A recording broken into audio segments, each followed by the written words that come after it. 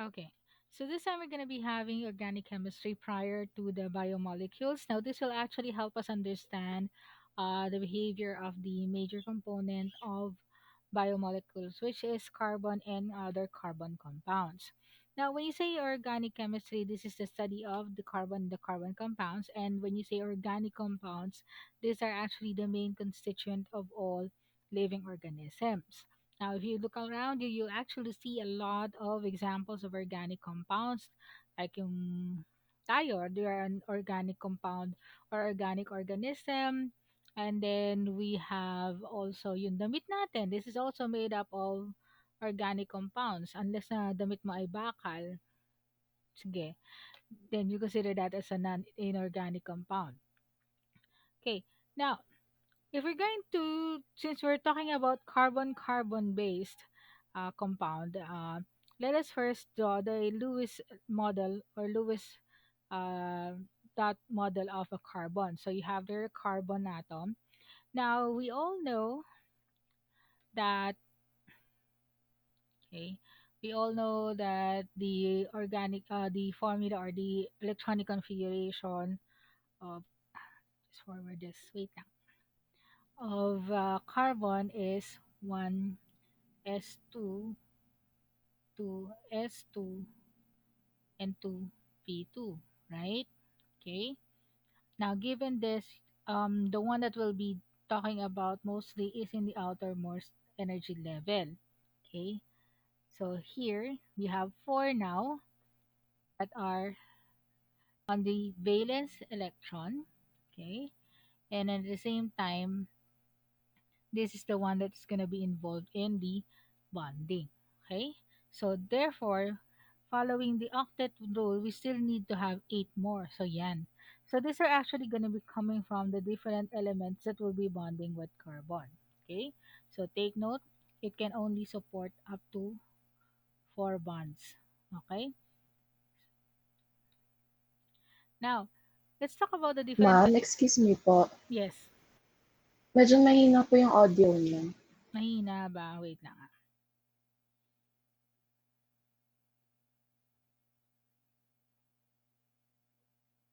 Ito, malakas na? Hindi naman nag-echo? Better po. Ha? Hindi naman po. Okay. Mas better po. Okay. Thank you. Okay, so let's talk about the different characteristics of organic compounds. So, unang-una, okay, so they are always nonpolar, therefore they will not dissolve in water. Okay, remember the theory of like dissolves like. Okay, polarity. So polar will dissolve polar, non-polar will dissolve non-polar. But since polar are organic compounds, therefore it cannot be dissolved by water. Okay, kaya nga meron tayong kanta na tubig at langis. Yan. Okay? Next, they have very low melting points due to weak intermolecular forces and they react slower compared to ionic compounds. Okay, so here, um, the bond that is formed usually between carbons. So for example, you have two carbon base. So you have there the first compound and the second compound. The one that is happening between them, yung the one sa gitna, is considered as a weak bond, while the ones on the others between inside the atom or the intramolecular forces is very very strong compared to that one. Okay. Now, usually, guys, when you talk about representing the compound, we have what we call formula, right? Okay. Then it's usually showing as a two-dimensional. So you have here, it can be informing patterns and shapes of the molecules. So for this one, um, you have methane where you can see that the carbon is the center of the compound and the line is actually showing the different electron pairs that are available. So for this one, we have the electron pair between carbon and hydrogen. Yan. Okay, so ito yon. So that is actually two dots forming now the bond between them. Okay, so if we're going to draw the structure of the samples that we have here in front, so for methane, it's gonna be like this. So apat. So and then the other one is chloroform. So you have carbon at the center. You have there one for chlorine, second, third, and fourth. Okay, and then for ethane, that is two carbon based on the formula here, and then six hydrogens. So pag binilang natin, so that's first bond, second, third, and fourth. That's for first carbon. Then for second carbon, this is number 1, 2, 3, and 4. Okay? Now take note that when you talk about carbon, hanggang apat lang. Kaya pag nagbibilang kayo sa carbon and you're talking about organic chemistry, hanggang 4 na hindi ka pwedeng lumampas ng 5. Okay? So yan.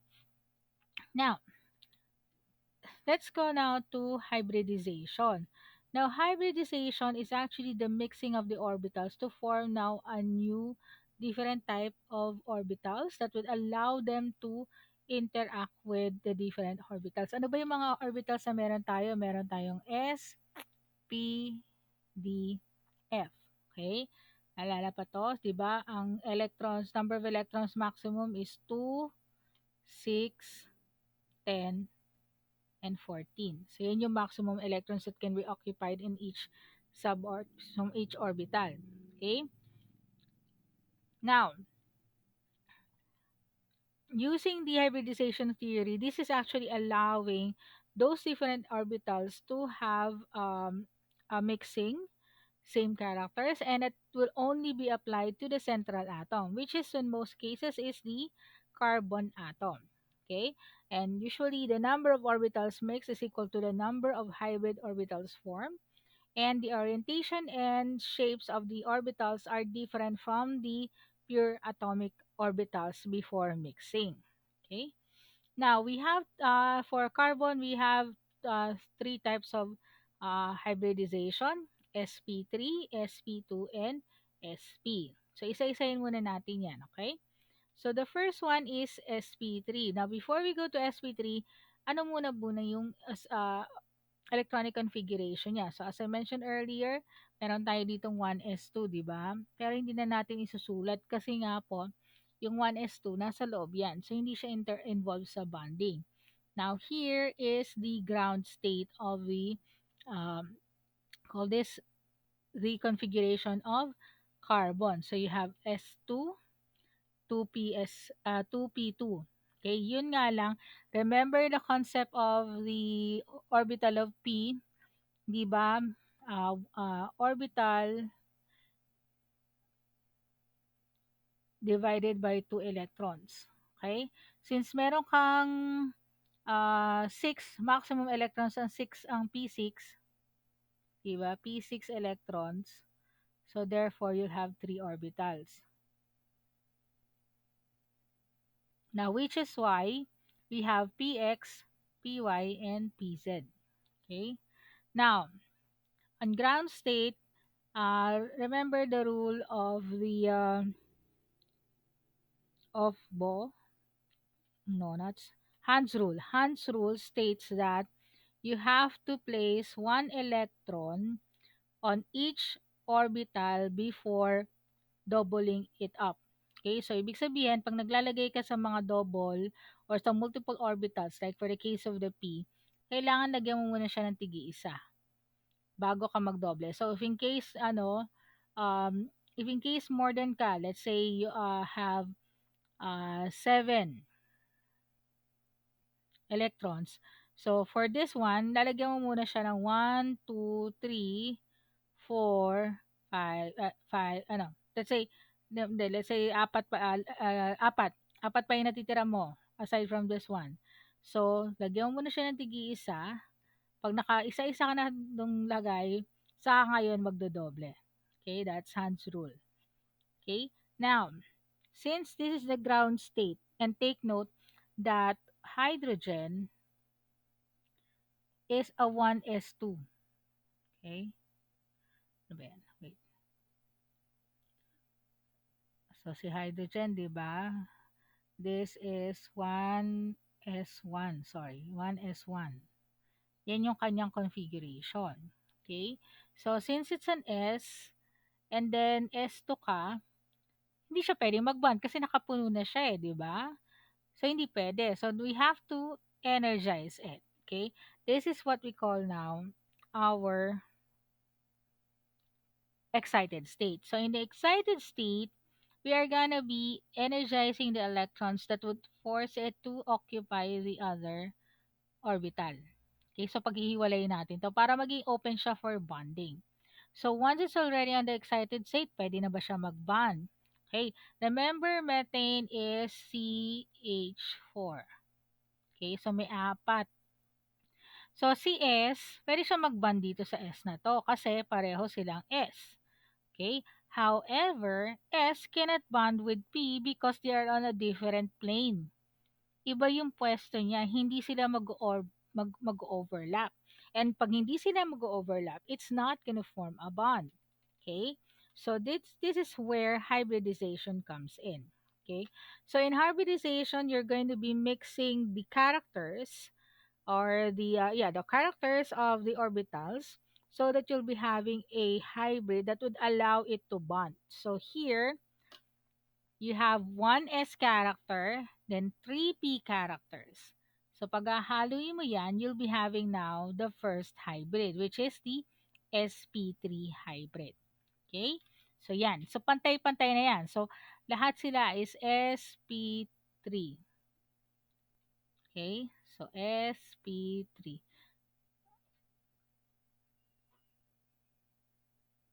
Okay, so regardless, so ngayon si hydrogen, since S lang siya, 'di ba, 1s1, pwede na siyang magpunta or mag-bond kanino diyan. Okay? Para dito. Okay? So matutuloy na si methane. So ito yung sinasabi ko sa inyo, ito yung mismong orbital or yung cloud ng isang S. Sa gitna siya. You have now PZ, PY, ito, PX wala. PX, PY, and PZ. Okay, so it's a three-dimensional. So what would happen is that you're gonna mix them all together. You're gonna change the orientation of the cloud so that they will have a highest bonding capacity. Kung kung mataas ang possibility lang na magkaroon ng bond. And this is what's gonna look like. A tetrahedral configuration. Okay? Wherein it's gonna allow the bonding from the different hydrogens. Take note that for sp3 hybrid, you have 25% S character and 75% P character. And the orientation of the degree of angle rather, it's going to be 109 and 5 degrees. Okay? So yeah. So here, ito si central atom, si carbon, okay? So si carbon ngayon, hindi na po yung kanina lang na may bilog, tapos merong ah, donut-donut na sa, parang meron siyang dumbbell sa bawat gilid. This time it's gonna be different. It's gonna be an hybrid. So yan, so this is the first bond that's gonna form between them. Ito yung second bond, third, and then the fourth. Okay? And take note that this is what we call the sigma bond. Okay? That is the bond that is formed from sp3 hybrids.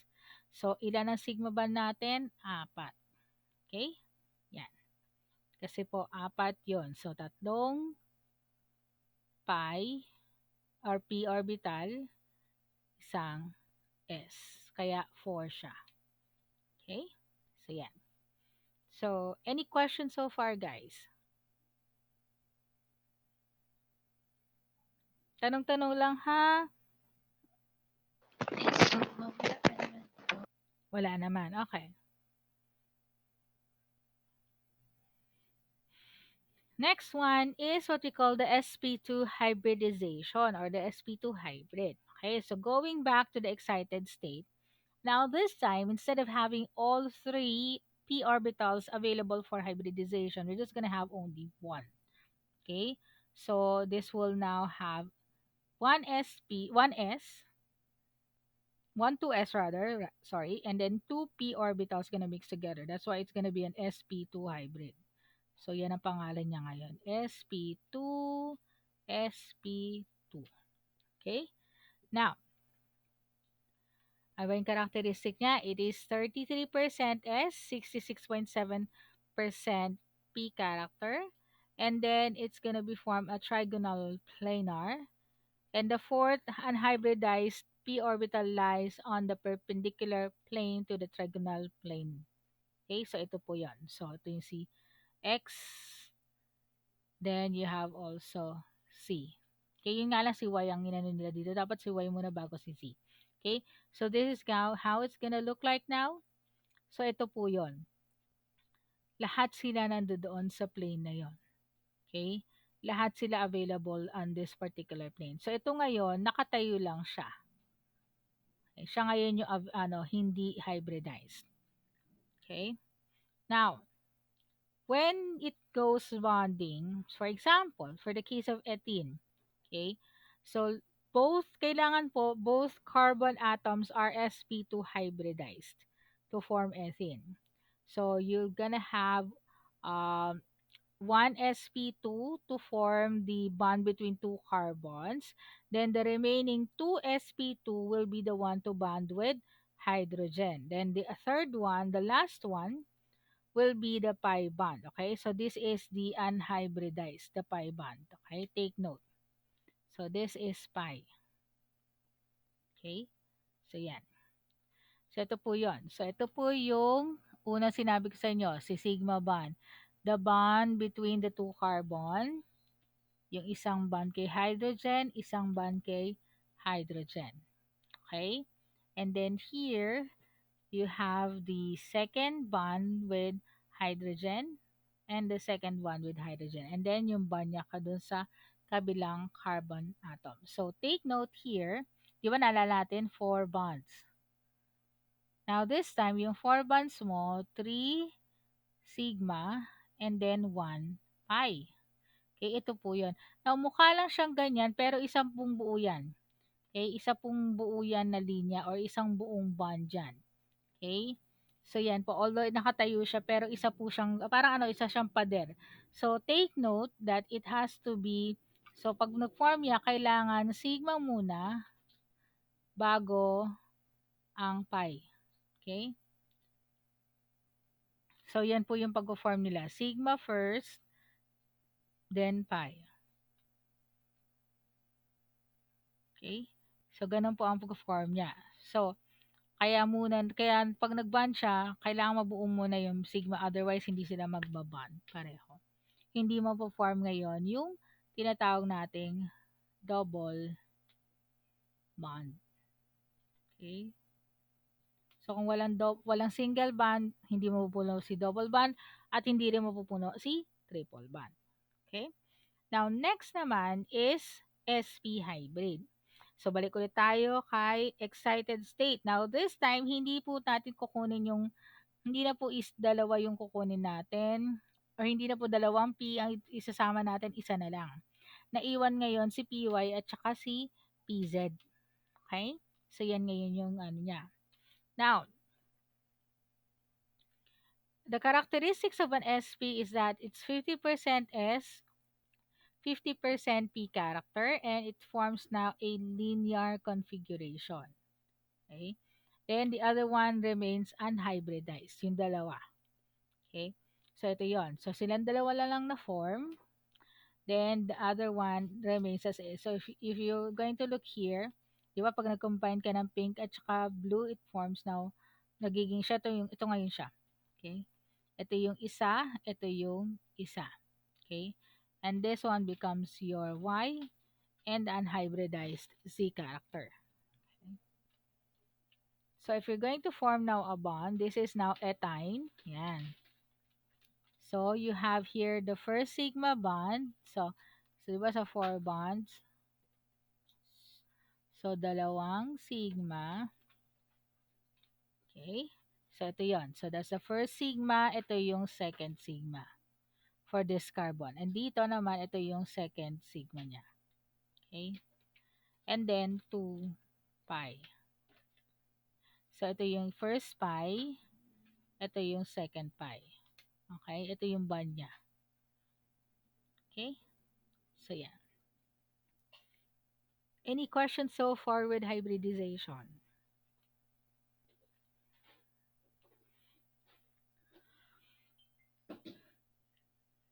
None?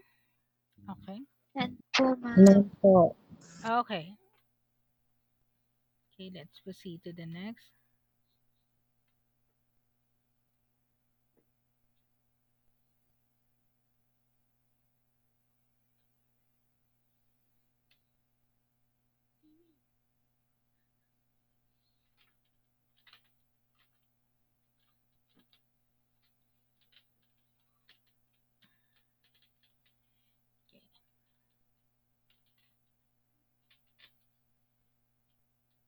Okay, so let's talk about the bonds. Kanina mention na natin already yung hybridization. Now, this time we're gonna go specific to the bonds.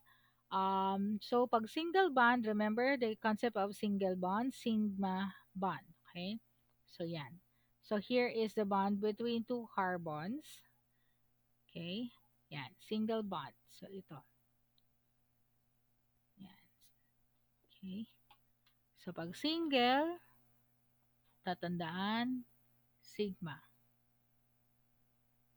Okay, sigma bond. Now, the other one, the double bond. So you have two electron pairs to form a bond. So it's gonna be coming one from the other carbon and the other one from the second carbon. Okay, so yan po. Okay, yan. But always remember, yung isa ay sigma, the other one is pi. Okay? And then for triple bond, and three pairs of electrons to form a triple bond.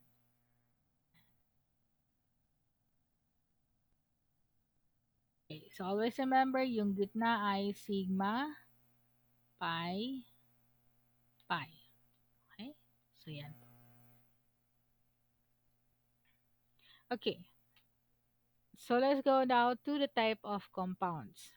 So usually guys, we have what we call saturated compound, which is an organic compound that contains single bonds. Okay, so example of that one is methane. Now, another also is ethane. Sama na natin. Now, ethane is actually two carbons, but take note that the bond between the two is single. Okay, tapos lagay nyo na lang yung natitirang hydrogen na kailangan. So, so gonna bilang 1, 2, 3, 4. Tapos dito naman, 1, 2, 3, 4. Okay? Then, the next one is unsaturated. So, pag unsaturated, meron kang double bonds in between the two carbons. So, for example, you have ethene. Okay? So, yan. Okay? Then, pag dinagdagan naman natin ng carbon, let's say propene, CH. Teka,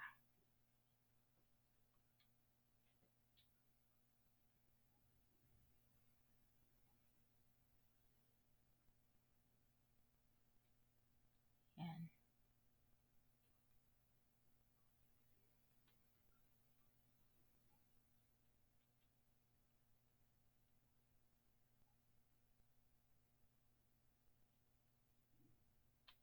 Okay. So, this is propene. Okay? So this time we're going to be talking about the homologous hydrocarbons. So these are usually classification of, of compounds based on the structures and properties. Now take note that the size of the molecule increases the boiling and freezing points also. So it's directly proportional. The bigger the size, the greater the boiling point and the freezing points. Now, hydrocarbons is the organic compounds that is only made up of hydrogen and carbon and hydrogen atoms. Okay. So example of that one is methane.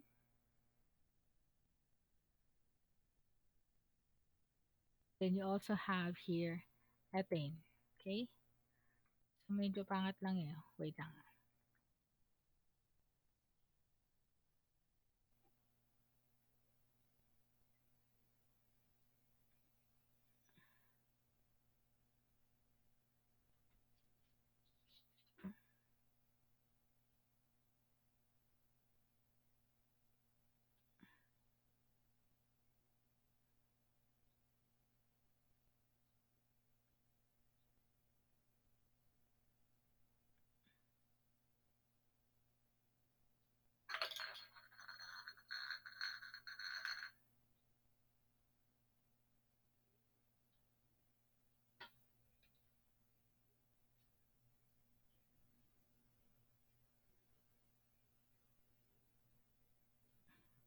Wait lang guys ha.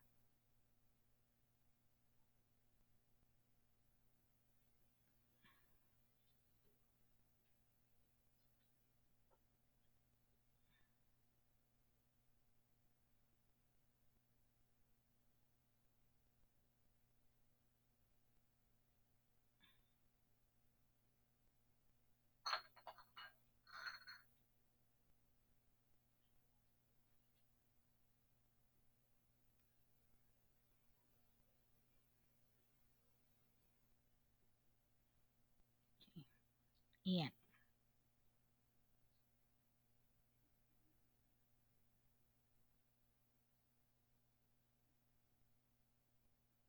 Yan. Okay, so this sign, what I'm showing here right now is the different prefixes in representing the number of carbons that are found inside your compound. Okay, so take note, you have meth, eth, prop, but, and then yung nasa baba na niya ngayon is more or less similar to the Greek prefixes, di ba? Pent for 5, hex for 6, hep for 7, then oct for 8, non for 9, then 10 for deca for 10. Okay? So if you have 12, it's gonna be dodec. Okay? Tridec. So that's actually how you're gonna be adding or identifying the number of carbons uh, based on the names. Okay? Okay. Now, so let's have now the different types of hydrocarbons. This is the homologous. When you say homologous, magkakapareho sila containing hydrogen and carbon. Okay? So here, it's the so alkanes is under the family of the homologous. It only contains hydrogen and carbon. No other elements are going to be included as well. Now, for alkanes, this is considered as a saturated hydrocarbons. Now, bakit saturated again? Because it is single bonded. Now, the formula for this one, take note of the formula. It's CnH2n plus 2. Okay, so N will determine you the number of carbons. So let's say if you have C20, given the formula C, and then hydrogen will be 42. Tama? Okay, so this will be H.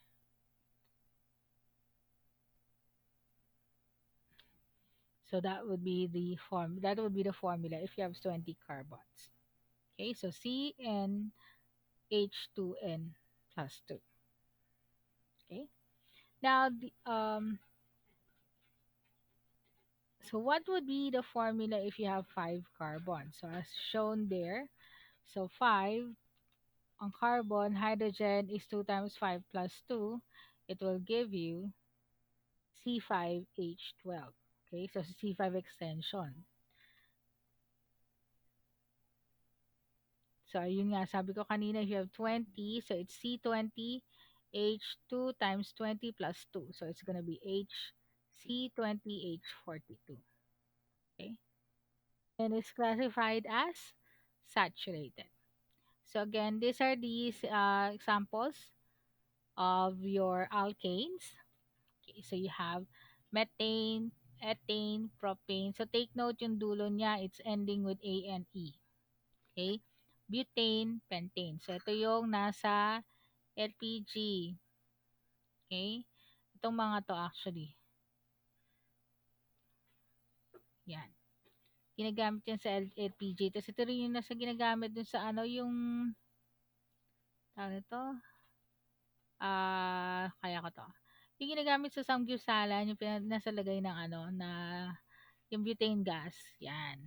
Okay? Yan. Now, here are the characteristics of alkanes based on their boiling point and melting point. So, if you will notice that since habang kukonti yung carbon atoms, the temperature is very, very low. Okay? So, boiling point, ibig sabihin, nasa gaseous state na itong majority. Okay? So, yan. Kaya nga ito nga yung mga component ng liquefied petroleum gas.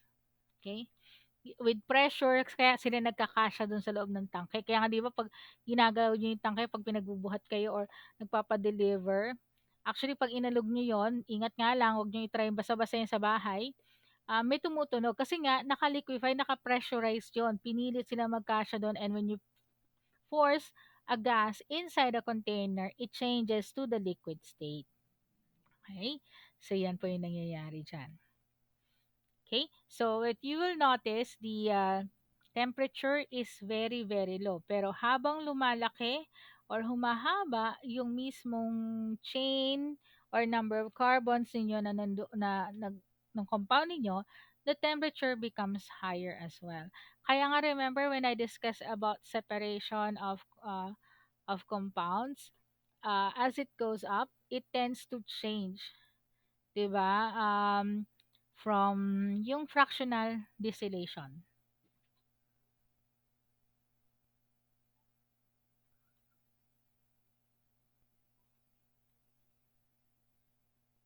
Okay? So that is how you actually separate the components. You distill it, okay? And the whole material is the components are a fraction of the whole uh, material, which is yung mismong crude oil. Okay, so pag pinakuluan mo yung crude oil, yung unang-unang lalabas is methane. Then at a certain temperature, so yan, 88.6 na ilalabas na si ethane, and then propane, butane. Okay, so pag 36 degrees na, si pentane na ang lalabas. So on and so forth. Okay, tapos yung pinaka ah, latak niya, yung alkitran na tinatawag, yung ginagamit natin as aspalto, yung pampadikit yun ng aspalto eh. Yun yung alkitran. That's called as petroleum.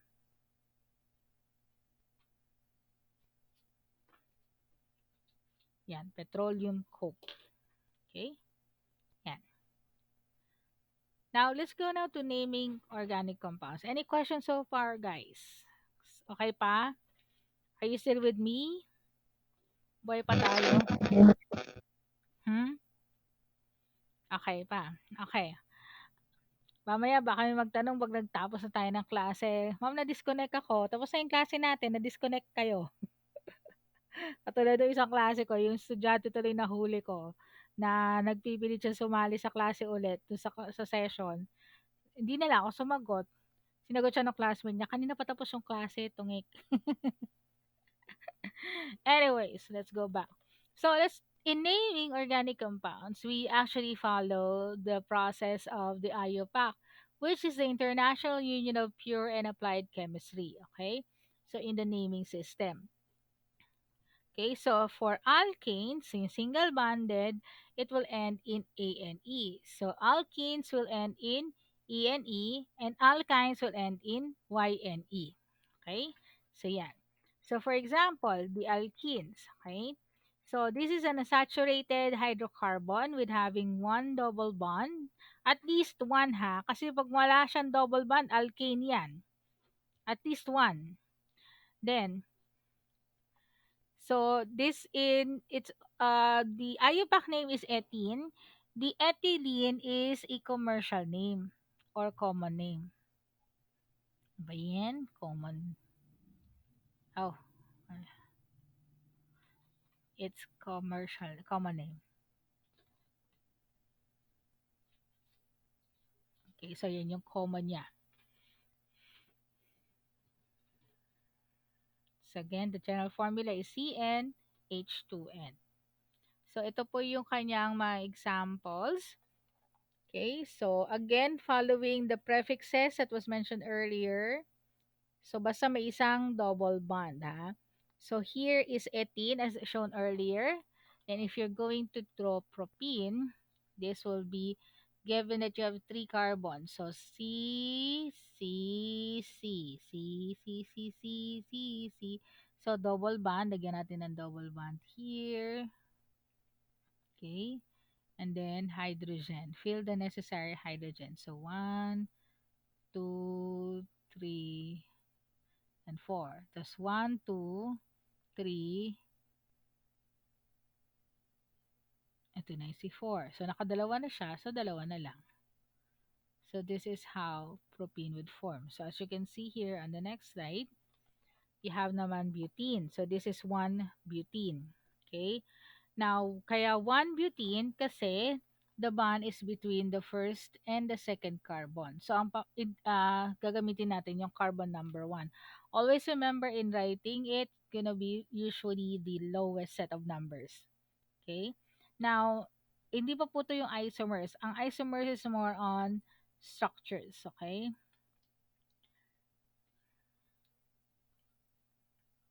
So here naman is pentene, hindi si pantene na, this is pentene. So si pentene, the difference between 2 pentene and 1 pentene is that in 1 pentene, nasa first carbon siya. It's between carbon number 1 and carbon number 2. Okay? And then for 2 pentene, nandito siya. It's been carbon number 2 and carbon number 3. Okay? Now, kahit saan ka mag-start, basta always get the lowest set of numbers. So, kung dito siya nakalagay, kung makuha mo naman yung lowest set of numbers here, since mag-start ka sa 2, di mag-start ka sa 2 kaysa sa mag-start ka ng 3. So, di ba? Kung lowest set of numbers, you always go with the number 2. Okay? Yan. Now, the next one is alkyne. So this time, instead of double bond, we're going to be having triple bond. Now, it's also known as the acetylene series. Now, the formula is CnH2n minus 2. Okay, wait lang guys ha.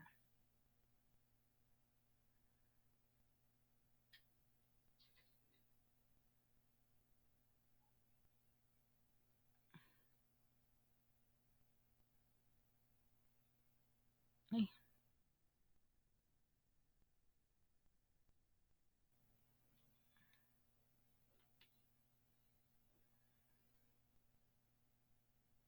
yan.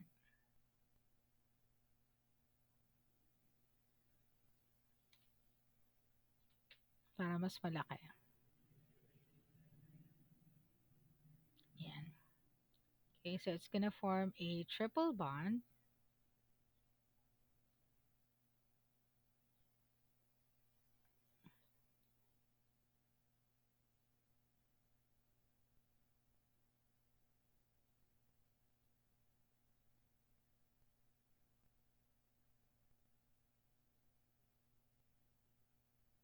Okay, wait lang guys ha. Wait lang.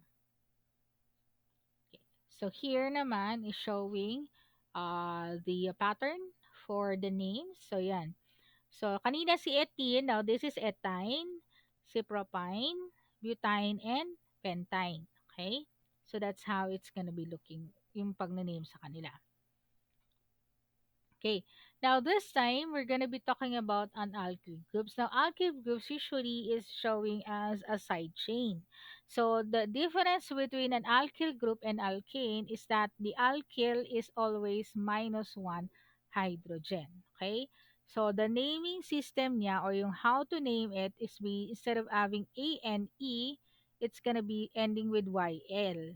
Okay, kaya nga, ang pangalan niya dito, remember we have one carbon and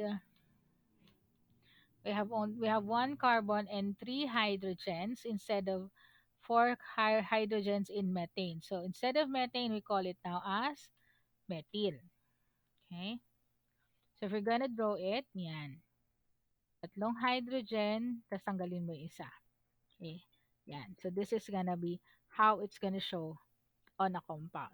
Okay, so this is also known as side chain.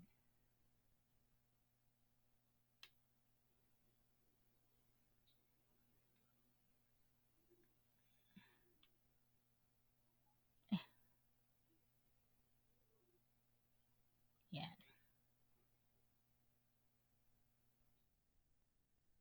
Yan, tinanggal o. Yan, nawala na siya. So, ito na yung buong methyl. Now, ito na naman tayo. So, C2H5 is ethyl kasi minus 1 hydrogen siya. And C2H6 is ethane. Okay, so yan po yung formula. So, this is a, uh, call this, wait, this is a branch formula. And this is the condensed formula. CH2. Now, dapat meron siya ditong kitla. Okay? So, kung kompleto si H, ethane. Pag minus 1H, ethyne na siya. Ethyl pala. Okay? Yan. So, ito si propyl. Yan. So, this is propane and this is, the one above is propyl. Okay?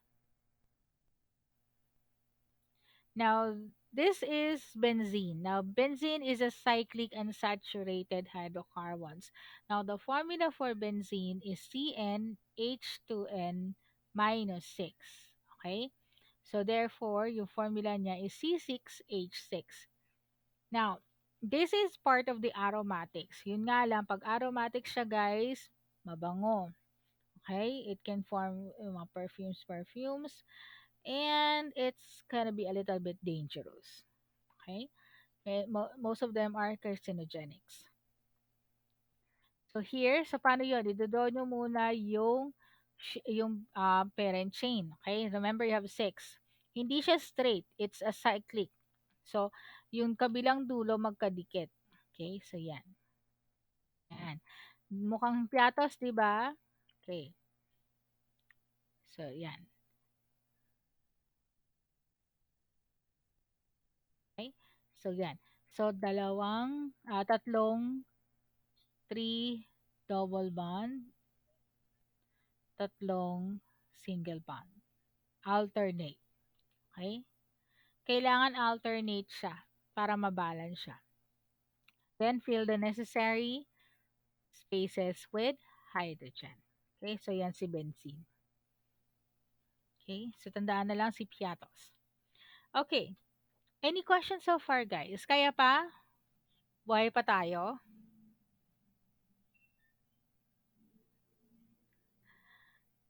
Buhay pa tayo, guys? Okay. So, next one is going to be naming branch hydrocarbon chains. Okay? So, this is how we name it. So, for this example, what you're going to do is identify first is the parent chain. So, kailangan straight. So, find the longest continuous chain of hydrocarbons. Okay? So, actually, if you're going to do this, pwede tayong bumaba, di ba? Kaya lang, pag bumaba tayo, ilan to? 1, 2, 3, 4, 5, 6. 6 lang siya. Pero kung dumiretso tayo, 1, 2, 3, 4, 5, 6, 7. Okay? So, since 7 siya, therefore, the parent chain would be the straight above. Okay? So, yan. So, ang gagawin natin ngayon is bibilangan natin siya. Okay? Count, label the carbons. So, 1, 2, 3, 4, 5, 6, 7. Okay? And then, make sure that all the bonds in the carbon chain are single. Okay? So, since single siya, ang ending ngayon ng compound natin is A and E. And since we have 7 continuous bonds, so the parent chain now is heptane. Okay? Yan po yung pangalan niya. Next is what you're going to do, identify those that are attached to the parent chain. Okay? So, always start from the smallest. Now, pwede tayong mag-start dito sa side na to or pwede rin dito. Pero take note, smallest numbers. Yung ito, number sign yan. Okay? So, pag dito tayo nagsimula, as you can see here, yan. Kung dito tayo nagsimula, ang numbers mo is 4, 5, 6, and 7. 'Di ba? Pero kung dito sa green tayo nagsimula, which is on the right side going to the left, ang numbers mo is 2, 3, 4. So, ano pipiliin mo? 4, 5, 6 o 2, 3, 4? Eh, sabi nga sa step number 2, go for the lowest set of numbers. So, ang pipiliin natin is from right to left. Yung green ang pipiliin natin. Okay? So, yan. Then, add numbers on the names of the groups to identify the position in the chain. So, ano ba yung mga components natin? Okay? So, ang positions natin ay, nandito si methyl, methyl, and then ethyl. Okay? So, meron tayong, ito si ethyl. Di ba remember? CH4 minus 1 hydrogen, nagiging methyl. So, si ethane, C2H6 minus 1 hydrogen becomes ethyl. Okay? So, given the position na, di ba, sa taas na tayo po magbibilang, one to left, right to left.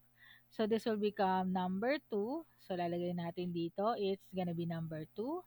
Then, here is nakakabit sa number 3, kaya dito ilalagay natin, gonna be number 3. And here, it's gonna be number 4. Okay? Then, the ethane will become ethyl. Now, since dalawa po yung ating methyl, you use the prefixes here. So, pag di, it's twice mo siyang nakikita. Pag thrice is 3. Tetra, pag apat na beses makita siya dyan. And then, penta, pag 5. So, here, ilang beses natin nakita si methyl? Dalawa, di ba? So, therefore, this will be now dimethyl. Okay? Wait lang. Isog natin.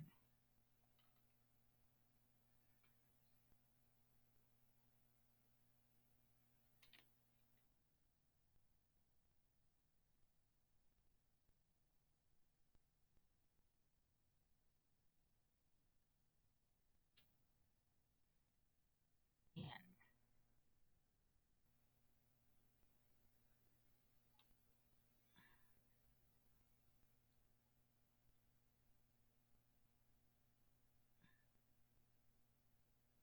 Okay, so ang pangalan na ngayon is yan, medyo nice, methyl. Okay. Now, since based on alphabetical order, kahit na methyl pa yung pangalan ng compound, since we use a prefix na di, dimethyl will take prevalence or will be in front of methyl, of ethyl rather. Okay, so mauuna na si dimethyl kaysa kay ethyl. Okay, so here,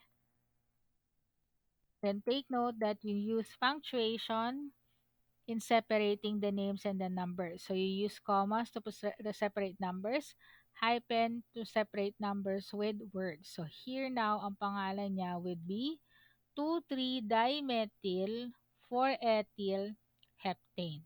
Okay? So dahil 2, dito yan. 3, ito yung pwesto ng kinabitan nitong methane na to. And then 4, fourth carbon nakakabit si ethyl. And then heptane is the parent chain. Okay? So yan po yung pangalan niya. Okay? Then this is another one. So this time, we have 6 carbons. 1, 2, 3, 4, 5, 6. Okay? So therefore, if it's a 6 carbon, the prefix would be hex. And you are seeing only single bonds. Therefore, it ends with A and E.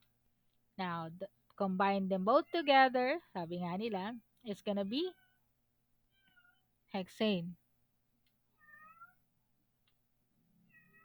Wait lang guys ha.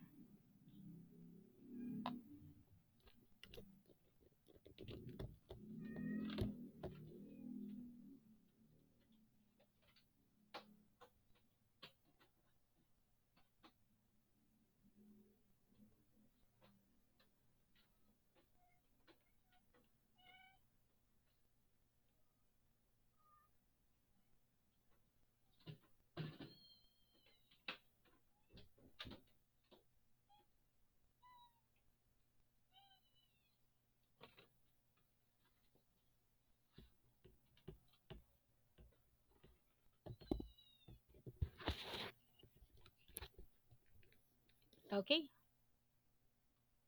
Okay, I'm back.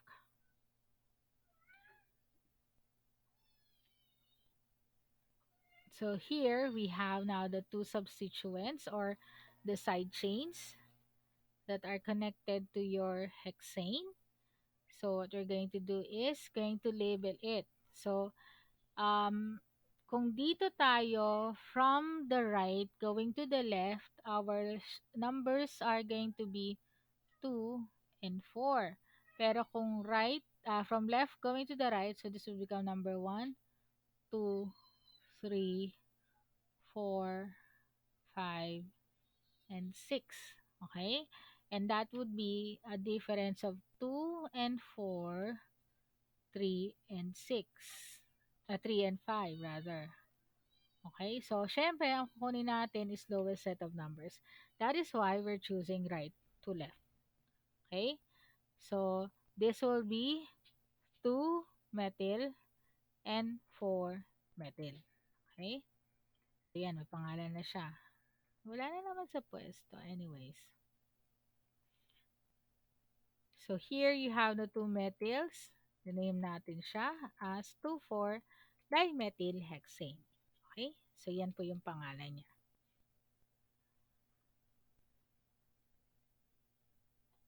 Now, this time, we're gonna be naming yung mga may double bonds. Now, for double bonds, guys, priority kasi, ang order of prioritization is functional groups,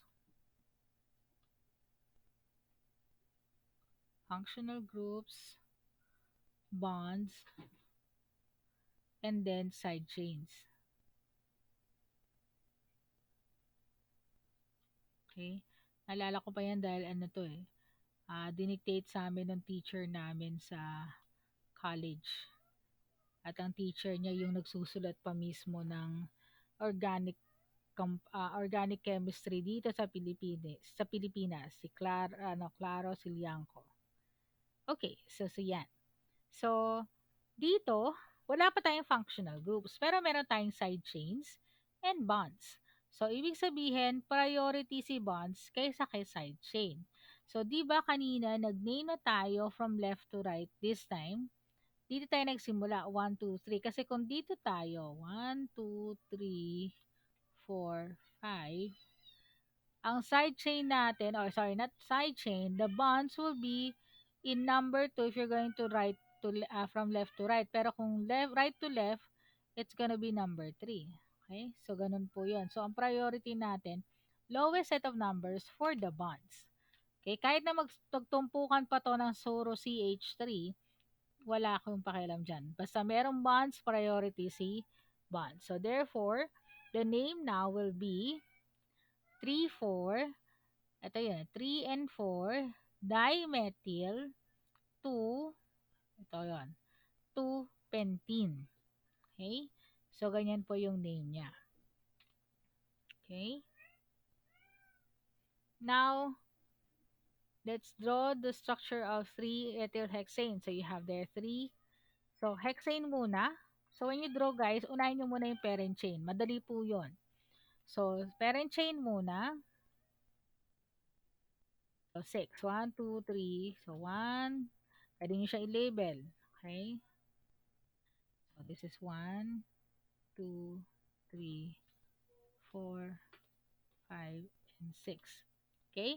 And then, pag kayo nag-drawing, guys, magsimula na kayo mag-drawing from left to right para mas madali.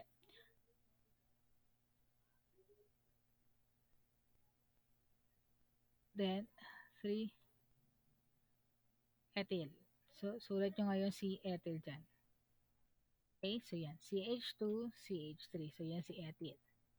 Okay? Then, fill the remaining spaces with hydrogen. Okay? Yan. By the way, we have also the geometric formula. Wait lang.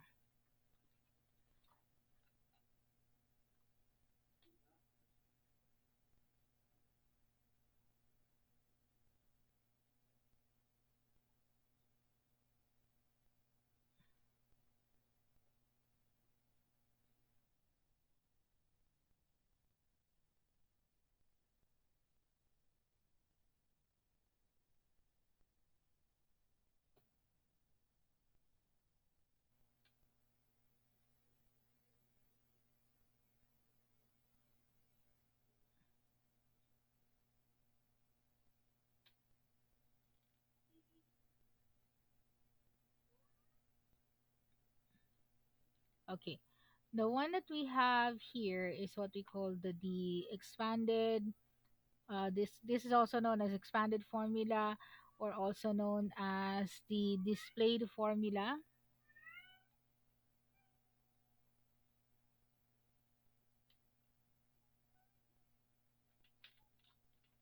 Okay? And you also have what we call the skeletal formula.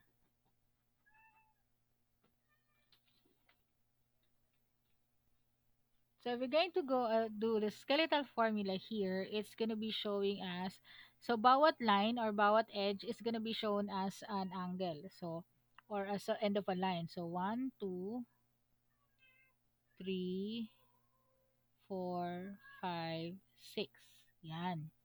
So ito po yung skeletal formula. Then, since may CH2, CH3 ka, do sa 3. So 1, 2, 3. So lagay mo lang dyan. CH2, CH3. Okay, so that's how you draw the skeletal formula. Now, most of the time, you will see displayed formula, the ones like this.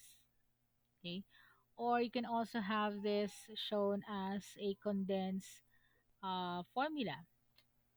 So, pangyayari dyan is CH3, CH2,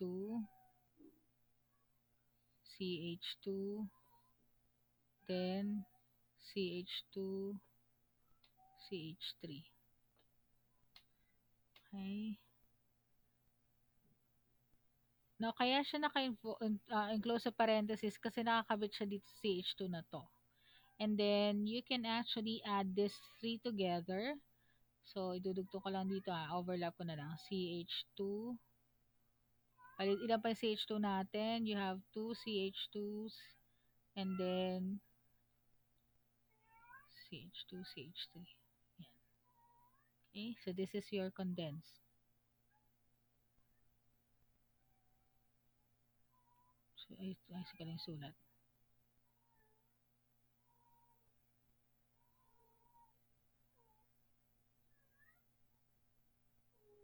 Okay, so that's how you show it.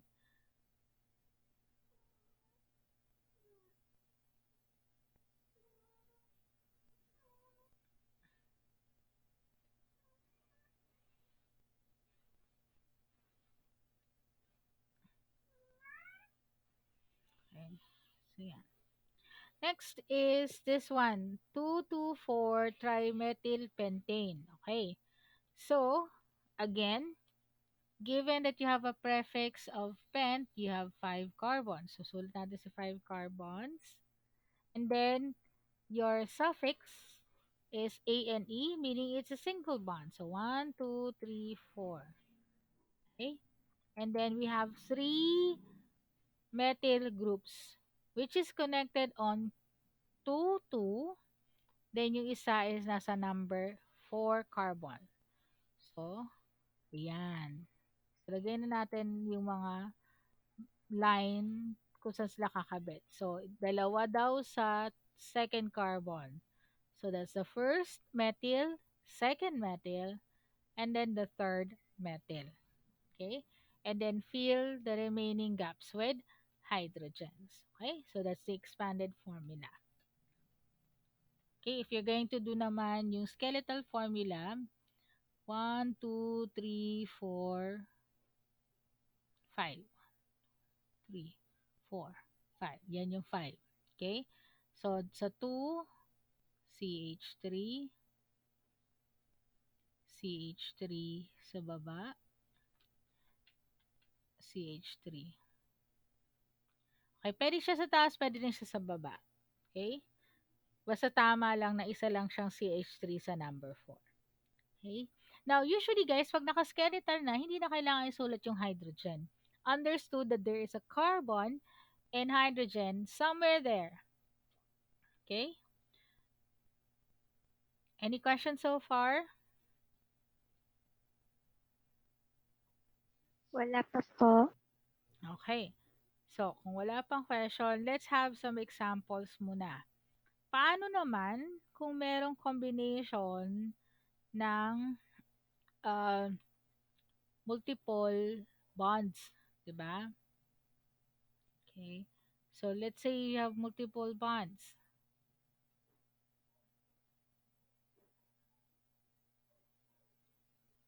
So, ang priority nun is, again, same thing pa rin. You have to follow the order of, call this, yung order nung arrangements, functional groups, double bonds, and then side chains. So, kung let's say, ang compound natin ay, let's say, teka lang, palitan ko muna yung ano natin.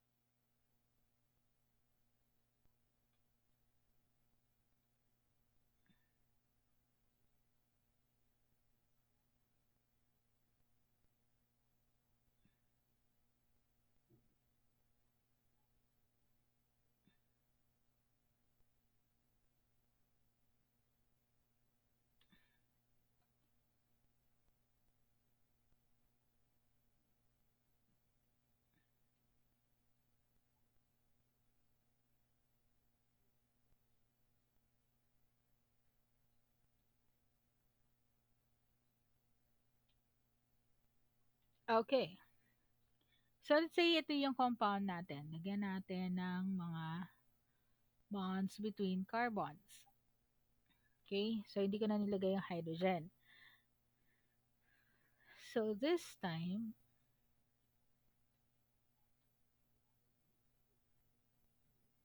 wait.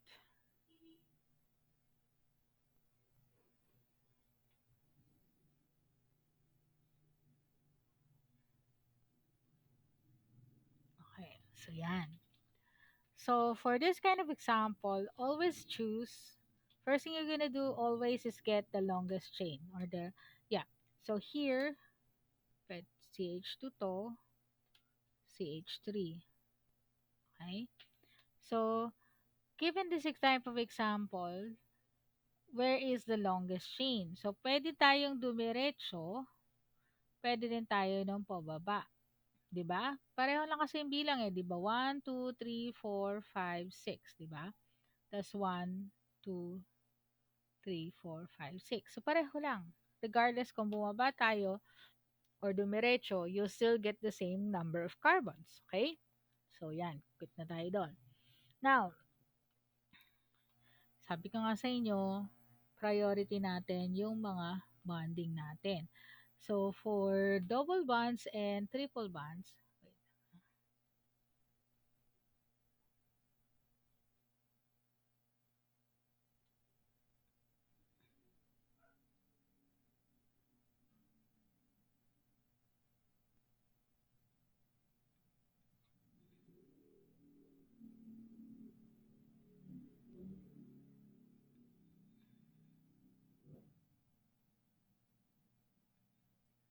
okay. So, although you have here the double bonds, I mean, not the double bonds, but you have here yung ethane. So, for this case, itong gagamitin natin as parent chain. So, 1, 2, 3, 4, 5, 6. So, hexane. So, lagay na natin hex for the prefix. Yun nga lang, you have two unsaturated at unsaturation points. Itong si triple bond tsaka si double bond. Now, alphabetical pa rin yung ENE over YNE. So, lagay mo dyan. Idikit mo na si ENE dito. Hexene. And then, in. Okay? So, ganyan yung order niya. Now, sabi ko nga sa inyo, priority yung mga double bonds and triple bonds. So, since ito is nandito na sa dulong-dulo, simulan natin to as carbon number 1 na. And this will become carbon number 2, 3, 4, 5, and 6. Okay? So, this will be 1 ine, 3 hexene, and then you have 4 ethyl, So that's how it's gonna look like. That's how it's gonna be named. 3-hexene. Okay, so it's gonna be 4-ethyl, 3-hexene, 1-ine. So that's the name. Ibig sabihin, do sa parent chain, ito yun, identified ka agad. This is the parent chain. Meron siyang double bond at meron siyang triple bond. And then this is your branch chain. Okay? Yung CH2, CH3. Okay? Any questions so far? None? Violent reactions? Wala po. Okay. Sige, burahin ko na to kasi sample problem lang yan.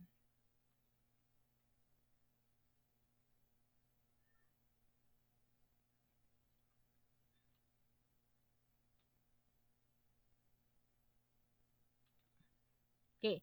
So the next one is we have the functional groups. Now your functional groups are like fluoro, chloro, bromo, and iodo.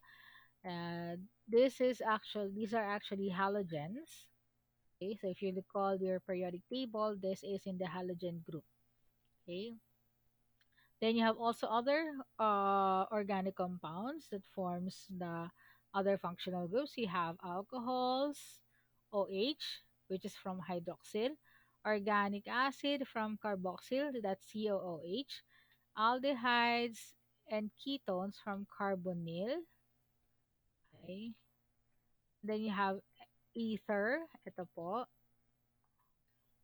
And then ester are C double bond OO. Amines, which is just nitrogen. And then amides, it's carboxyl, carbonyl with ammonia group. Okay? So, yan yung pangalan nila. Now, so let's have the first one. So, the first one is halides. Now, your halides are actually from the halogens that are being added into the alkane through the process called substitution reaction. Okay? Now, you're just going to be removing one hydrogen at a time. Okay? So, the naming now will be different. So, here, instead of saying chlorine, it's going to be chloro. So, here, so you have one carbon, which is methane, and then chlorine, isa lang. Ito yung chlorine. It will become chloromethane. Then here you have one carbon plus two chlorines. So it's going to be dichloromethane.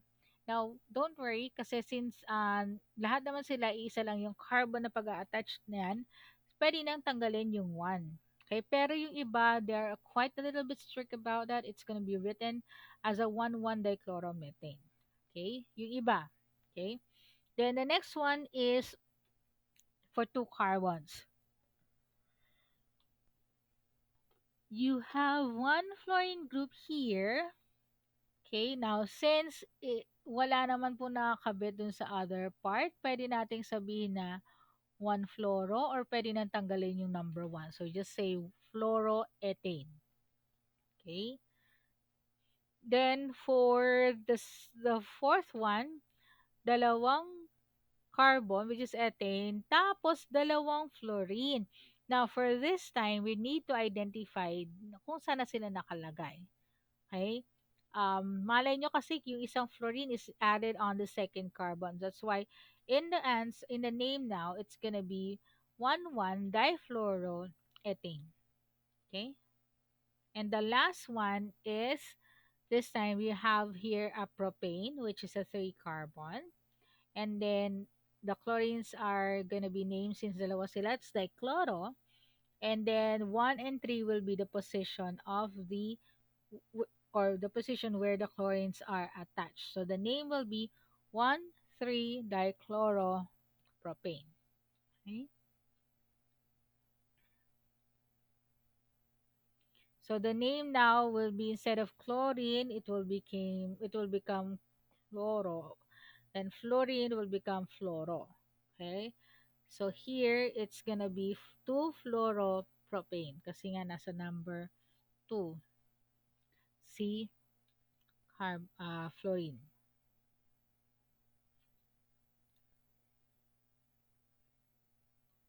Okay. Yeah. The next functional group is the alcohols. Okay. Now, the alcohols are organic compounds which has one or more hydrogens that are replaced by hydroxy or OH group. Okay. So the general formula for alcohols is ROH. Okay, as shown here. R represents the rest of the compound. So for here, ito yung rest of the compound. Okay. Sama niyo na si 2. And this will become the OH. Okay. So yan, that's 1 propanol. Kasi ito na po si number 1. Now, ito ngayon yung sinasabi ko sa inyo, yung functional group. So ito yung nangunguna sa order of priority. Functional group, uh, number of yung bonds. Is it a double bond or triple bond? And the last one is the side chain or the branch chain. Okay. So here is a monohydryl alcohol which has one hydroxide. Okay. We're going to write it down. Yeah.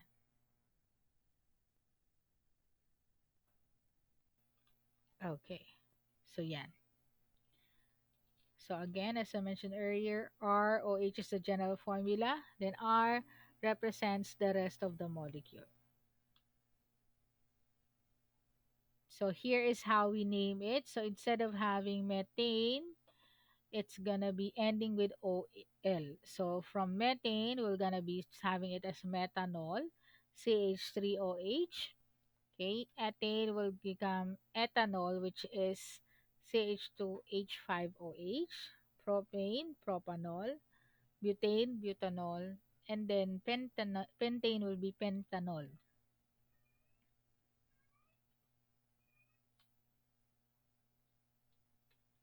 Okay.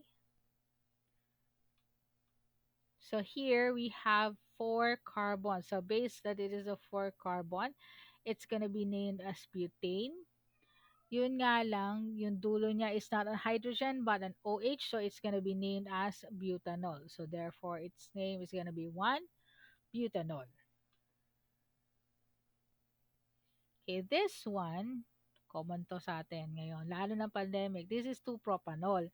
Now, since OH is placed on the second carbon, kaya nga meron siya ngayon na uh, 2 in front of propanol. Okay?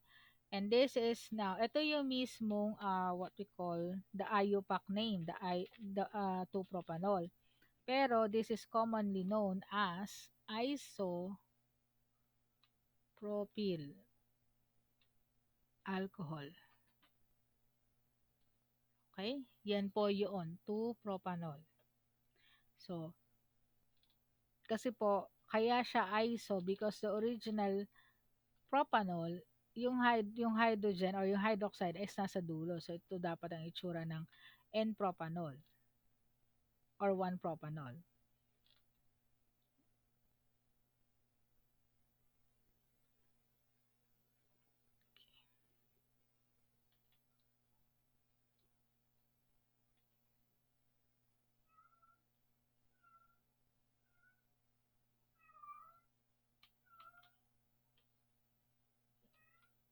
Okay? So, dulo natin ilagay si OH.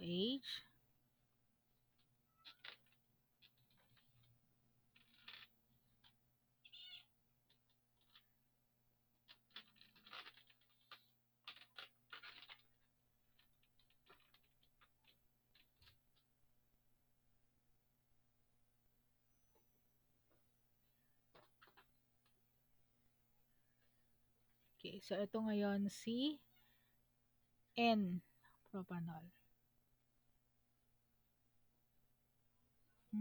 Ano ba yan?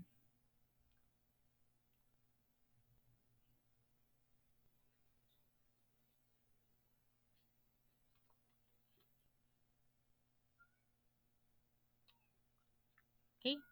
So, ito si N-propanol or 1-propanol. Ito si isopropyl alcohol.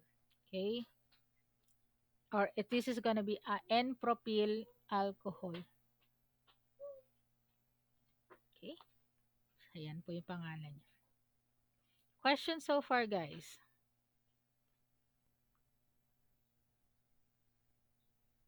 None? None po. Okay, so this time we're gonna be talking about the third functional group, which is the organic acids. Now, the organic acid has a functional group of uh, carboxyl. Yan. So it's RC double bond O OH. Okay, so the carboxyl group. And since it's a carboxyl, it's gonna be showing on the terminal end. Hindi po siya sa gitna ng dalawang R group. Okay? Or rest of the compound. It's always on the terminal. Iba na pong compound yun pag nasa gitna si RC, yung C double bond O OH. Okay? Yan. The formula here in naming it is gonna be from propanone or OANE, it's gonna be changed to OIC acid. Okay, so from propanone, propanoic acid. Okay, metanoic acid. Yan.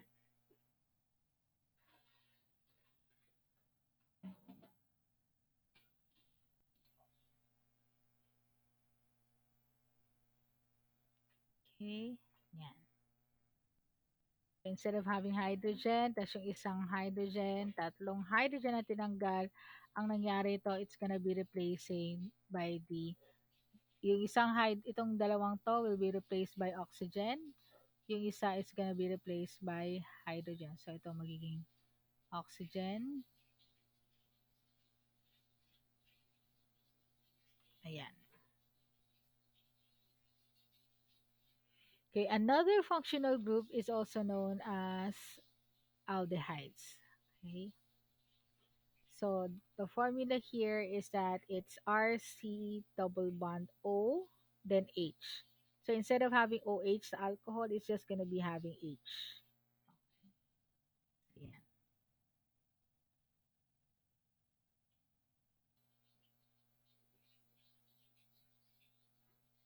Wait lang guys ha.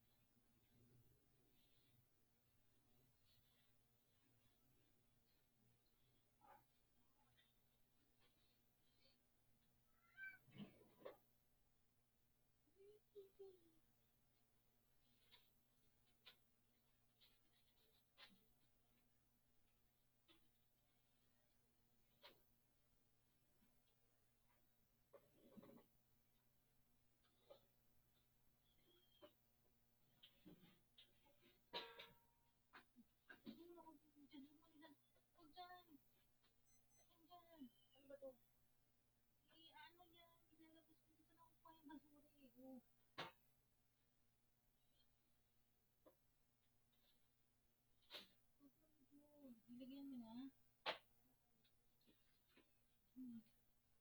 Sabi ko plastic, plastic.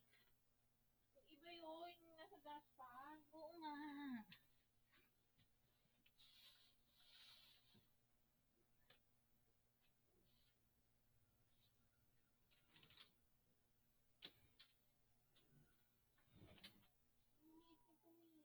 Ayan yung malika, yung sa likod, sa likod, sa likod. Ako na ka ng mata mo.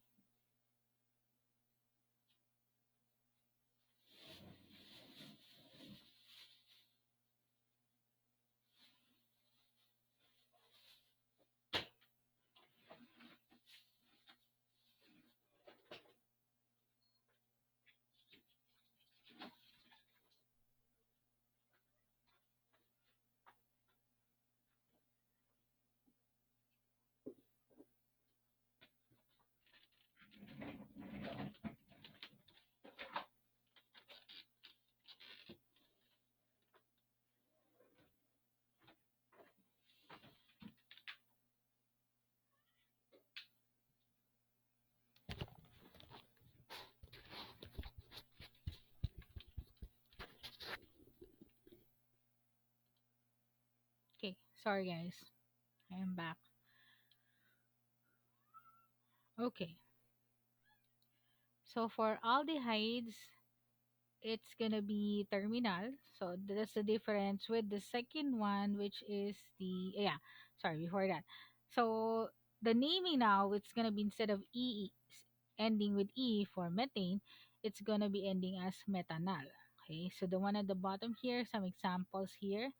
You have their methanol or also formaldehyde, which is used to um, it's actually used for preserving specimens. Yan. Kunyari may namatay na hayop, you want to preserve it, ibabad nyo sa formaldehyde. Okay? And then it's also used as adhesive. Okay? Yan. And then you have also what we call acetaldehyde. Okay? So yan. So the first or the simplest of all the aldehyde family is the methanol. Okay? Now, usually, guys, alcohols are the main ingredient to form aldehydes by oxidizing it. So, you have there the methanol and oxidizing agents. You can have aluminum oxide rather. Then, marami po tayong oxidizing agents. So, it will actually oxidize it to form now your aldehydes. Okay. Now, so this time, let's have an example. Let's draw ethanol. So ethanol is two carbons na aldehyde. So drawing nyo muna yung dalawang carbon. Then write the other components, yung oxygen. Double bond yung isa is hydrogen. And fill the remaining parts for the R group, yung ibang components ng ethanol. So ito po yung components ng ethanol. Okay?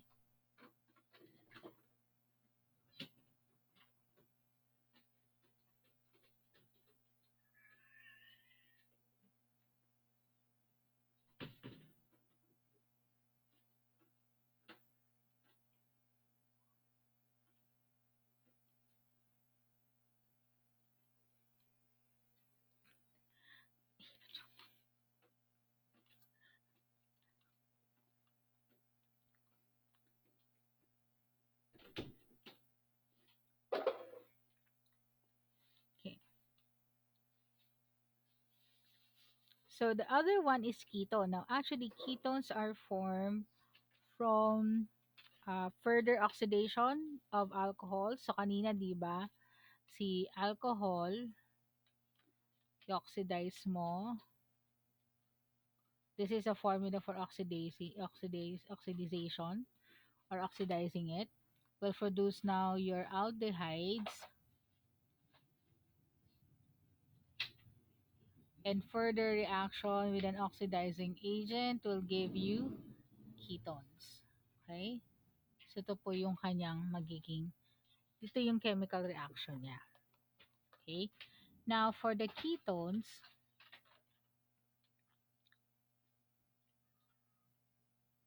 okay, yan. So, the formula for ketones is RC double bond OR. Now, it's actually, instead of say ending with E, with the letter E for alkanes, it's gonna be ending with ONE. Okay?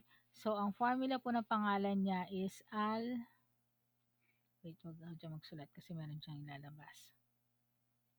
It's actually alkanon. Okay? So, yun yung magiging pangalan niya. Yung kanina, yan, ang formula nila is going to be yan. Let me go back to the previous slide. Yan.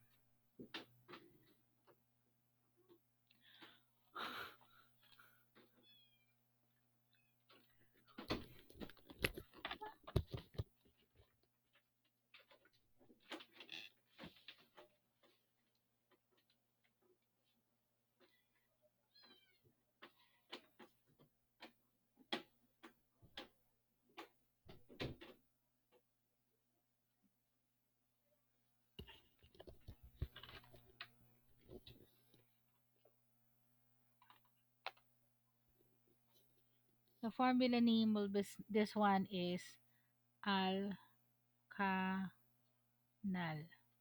Okay? Tapos yung kanina, yan, okay, it's alkanoic.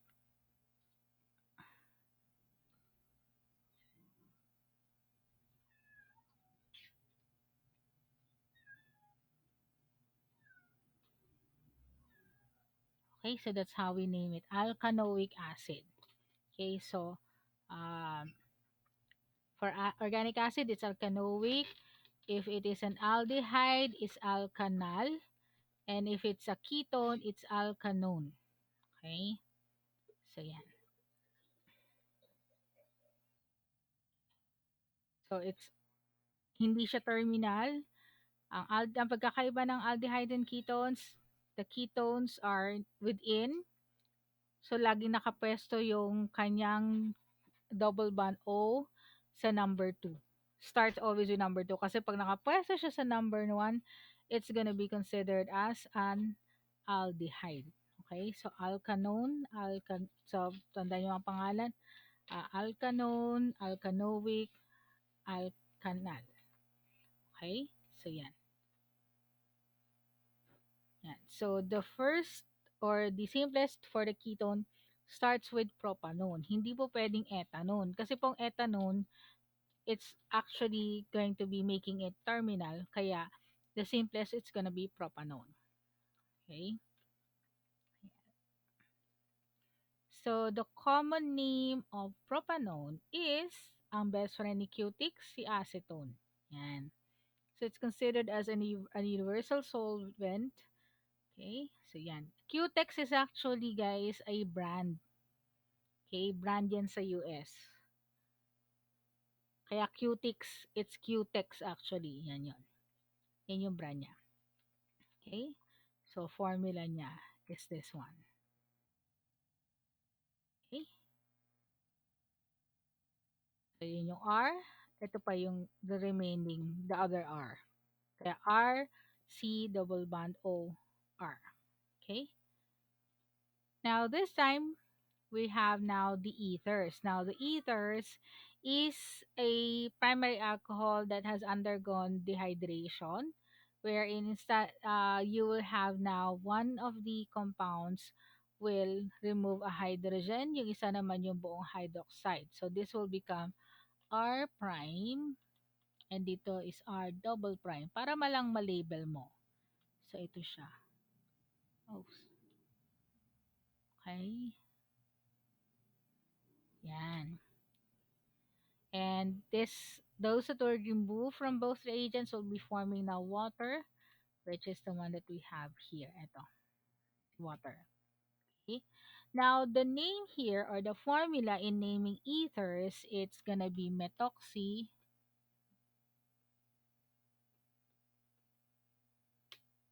Oh, sorry, not methoxy. Gamitin natin alkoxy pala. Alkoxy alkane. So, ganyan yung pag-name niya. So, for this one, etong nakikita nyo, this is common name. Methyl ethyl ether. Yan po yung pag-name niya ng common.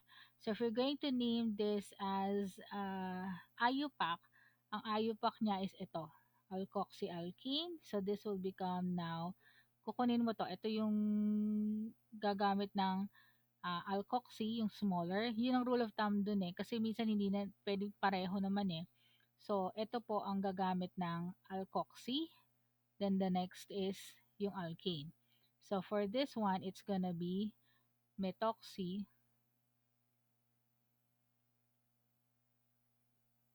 ethane. Okay, so that's the name of that particular compound. Okay, so diethyl ether is used as an anesthetic or yung anesthesia. Okay, yung pinapaamoy bago magkaroon ng operation, pinapatulog kayo. So they have two ethyl groups that is separated by an oxygen bridge. Ito po yung oxygen bridge. Okay. So if you're going to condense this, the better expanded formula, the condensed formula will be CH3, CH2O, the oxygen bridge, and then another one, CH2, CH3. Okay? Yan. So here's another one. This is methoxymethane. Okay? Oops.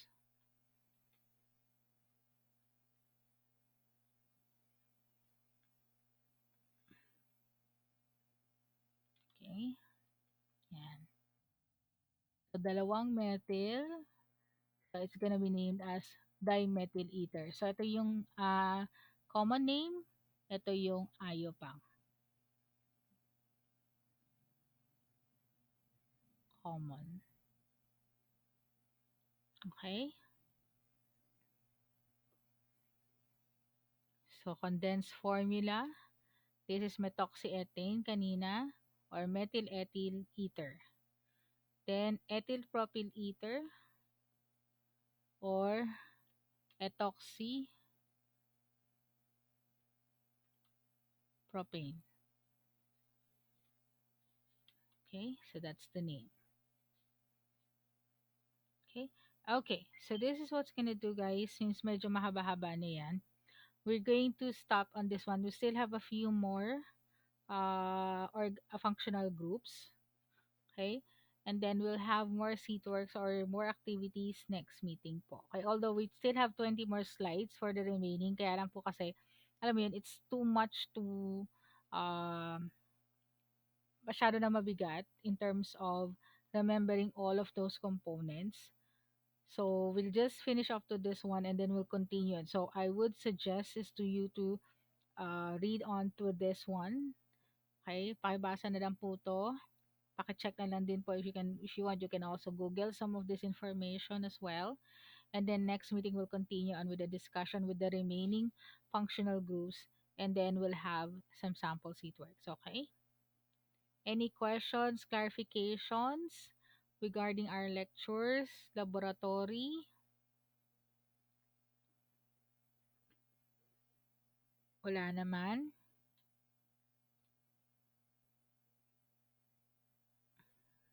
guys.